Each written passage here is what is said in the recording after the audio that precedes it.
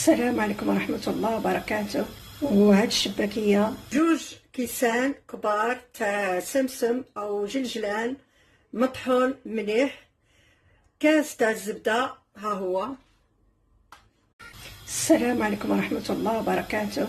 وهاد الشباكية جوج كيسان كبار تاع سمسم أو جلجلان مطحون مليح، كاس تاع الزبدة ها هو، ماشي قاع كاس، شويه